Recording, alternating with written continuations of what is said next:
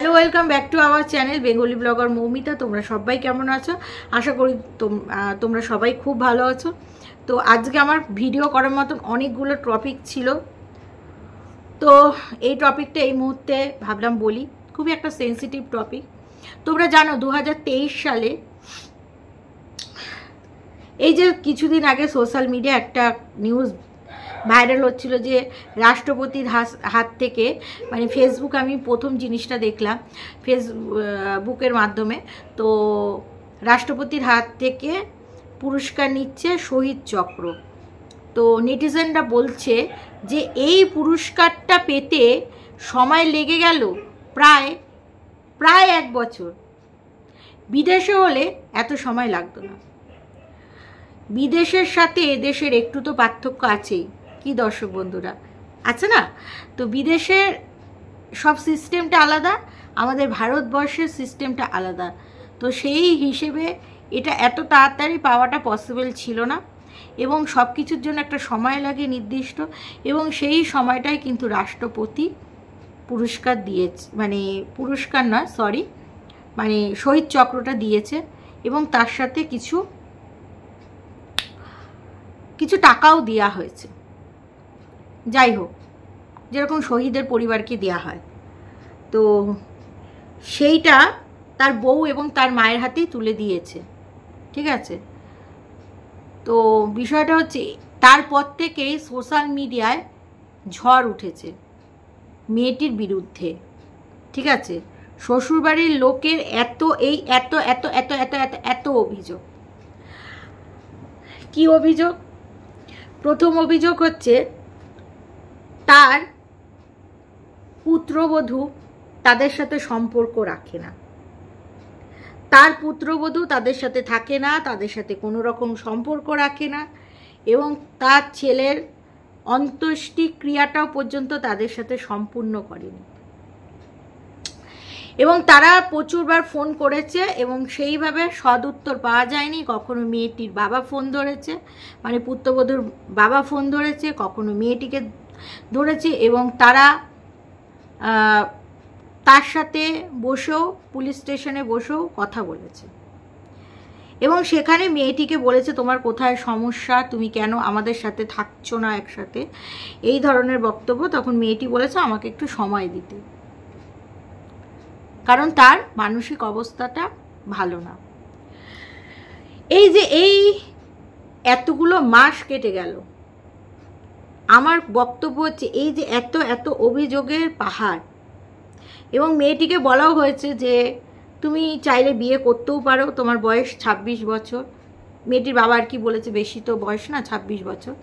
তো সেই হিসেবে শ্বশুর বলেছে তুমি চাইলে বিয়ে করতেও পারো, চাইলে বিয়ে নাও করতে পারো, চাইলে দেওরের সাথেও বিয়ে দিতে পারি আমরা।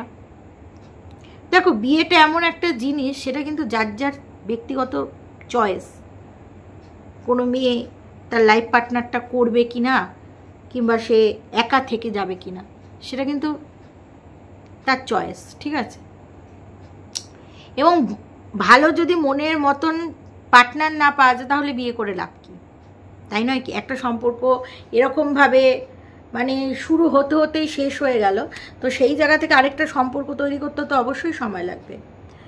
তো এই যে এত অভিযোগ, তার বাবার যে মেন সমস্যার জায়গাটা আমি বুঝতে পারলাম। আমি অনেকগুলো মিডিয়া চ্যানেলগুলো দেখলাম, আমি জানি না আজকে তোমাদের কাছে গালি খাবো কিনা, তোমাদের কি মতামত থাকবে।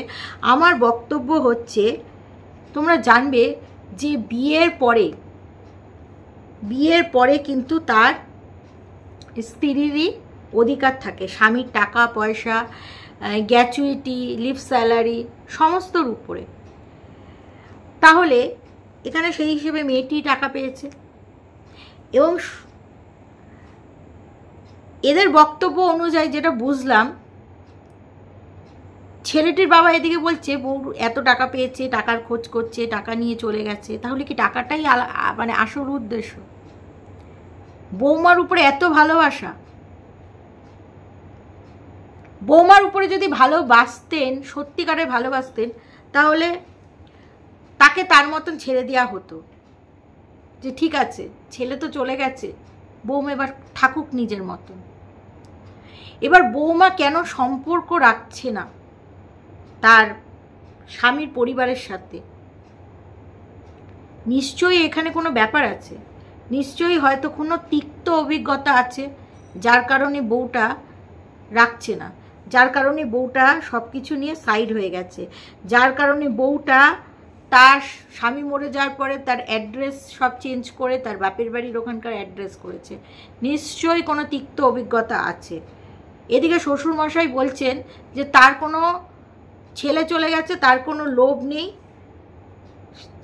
সম্মানটা পেয়েছে এটাই অনেক, কিন্তু সেই সম্মানটা কেন তাকে দেখানো হলো না, কিছু হলো না। নিশ্চয়ই সেরকম কোনো সম্পর্ক তাদের মধ্যে গ্যাপিং আছে, তাদের মধ্যে গ্যাপিং আছে। মানলাম যে দেখানো হলো, মানে এটা একটা ক্ষোভ বা আক্ষেপ থাকতেই পারে যে দেখতে পারলাম না, টিভির মাধ্যমে দেখলাম, ধরে দেখতে পারলাম না, তারা না দেখিয়ে চলে গেছে। কিন্তু এই যে তার টাকা পাওয়া নিয়ে, এই যে তার সে যে টাকা পেয়েছে, সে সব টাকা তুলে নিয়েছে, অ্যাড্রেস চেঞ্জ করেছে, এটা তো লোভের বহিঃপ্রকাশ। ছেলে চলে গেছে, উনিও ফোর্সে চাকরি করতেন, ব্যাস দ্যাটস ইট। বৌমার সাথে সেরকম সম্পর্ক রাখলে নিশ্চয়ই বৌমার সম্পর্ক রাখতো। টাকার কথাই বারবার বলছে, মানে ছেলে তো চলে গেছে, এখন টাকা টাকা টাকা, ঠিক আছে। এবার এবং উনি চিঠিপত্রও করেছে বিভিন্ন জায়গায়, আইনটাকে চেঞ্জ করার কথা বলেছে যে শহীদ হয়ে গেলে তো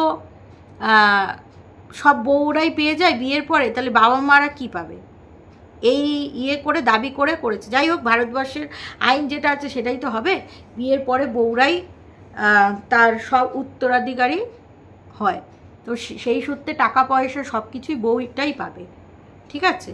তাহলে ওনার যখন ছেলে চলে গেছে, তাহলে এত লোভ কিসের, লোভটা কিসের?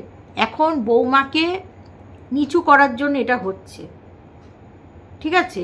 ক্ষোভ বিক্ষোভ যদি থাকতো দর্শক বন্ধুরা, তাহলে ছেলে চলে গেছে সেই সময় বৌমা কাজ করেনি, শেষ সময় বৌমা দেখা সাক্ষাৎ করেনি, সেই সময় কেন ওঠেনি, কেন এতগুলো মাস পরে, কেন মেয়েটা এই রাষ্ট্রপতির কাছ থেকে এই সম্মানটা পেয়েছে, তাই এই সম্মানটা তো নাও দিতে পারত। যদি না দিত তাহলে কি এই ক্ষোভের বহিঃপ্রকাশ হতো? আজকে সম্মান পেয়েছে, তার সাথে যেই টাকাগুলো পেয়েছে সেই টাকাগুলো যদি ভাগ দেওয়া হতো, তাই না, ছেলের পরিবারকে, স্বামীর বাবা মাকে, তাহলে এই কথাগুলো উঠতো না। যেহেতু টাকাগুলো কোনো ভাগ পায়নি, সেই জন্য বৌমাকে সোশ্যাল মিডিয়ায় রীতিমতন হ্যারাস করা হচ্ছে।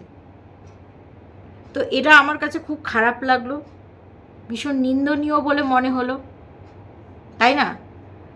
এবং ছেলেটির মা বলছে যে আমি তো আমার ছেলে হারিয়ে ফেলেছি, সে যেমন তার স্বামীকে হারিয়েছে, আমিও তো আমার ছেলেকে হারিয়েছি। হ্যাঁ, তাহলে বৌমাটা কি করতে পারে, কি করতে পারে?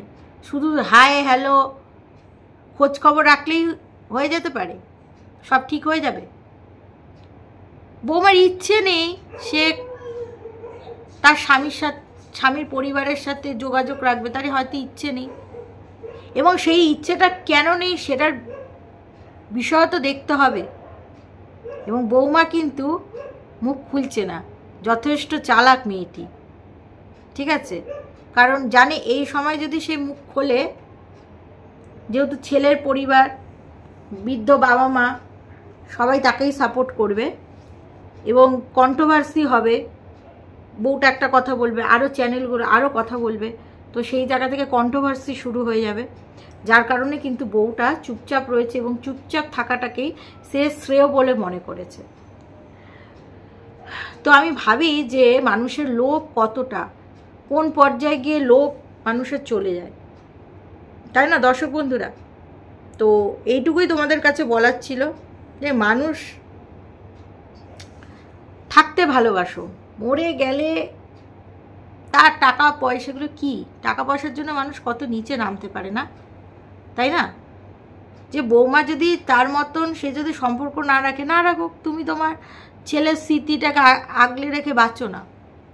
বৌমার তার জীবন আছে, সে তোমার ছেলের স্মৃতি ধরো বাঁচতে পারে, আদারওয়াইজ অন্য কিছুও ভাবতে পারে, তাকে তার মতন থাকতে দেওয়া হোক না। তোমাদের মতামতকে এই ভিডিও সম্পর্কে অবশ্যই জানাবে। তো চলো দর্শক বন্ধুরা, এই ভিডিওটা এখানেই শেষ করছি। তোমার সবাই ভালো থেকো, সুস্থ থেকো, লাভ ইউ অল।